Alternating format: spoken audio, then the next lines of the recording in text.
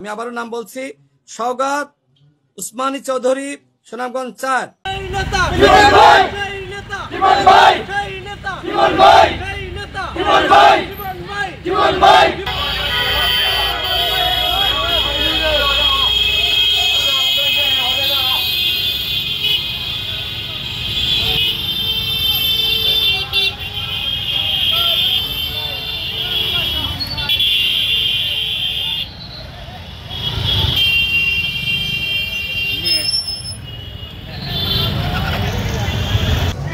গণ অধিকার পরিষদের সর্বস্তরের সম্মানিত নেতৃবৃন্দ, উপস্থিত সম্মানিত সাংবাদিকবৃন্দ এবং উপস্থিত সুনামগঞ্জ সদর আসনের সর্বস্তরের সাধারণ জনগণ, সবার প্রতি রইল আমার সংগ্রামী শুভেচ্ছা এবং সালাম। আসসালামু আলাইকুম।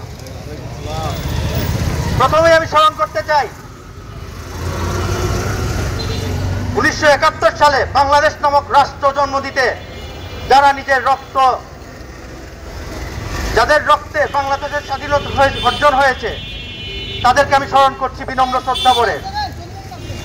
আমি স্মরণ করতে চাই 24-এর যে আন্দোলনটি হয়েছিল, সেই 24-এর আন্দোলনের প্রত্যেকটি শহীদের পরিবারকে এবং যারা আহত অবস্থায় আছেন তাদেরকে, কারণ তাদের জন্যই হয়তো বাংলাদেশের গণতন্ত্র আবার বাংলাদেশের মানুষের কাছে ফিরে এসেছে। আপনারা জানেন, মহান 2018 সালের মহান কোটা সংস্কার আন্দোলনের মাধ্যমে ঢাকা বিশ্ববিদ্যালয়ের কিছু তরুণ ছেলেরা বাংলাদেশকে ফ্যাসিবাদ মুক্ত করার লক্ষ্যে রাজপথে রক্ত দিয়েছিল।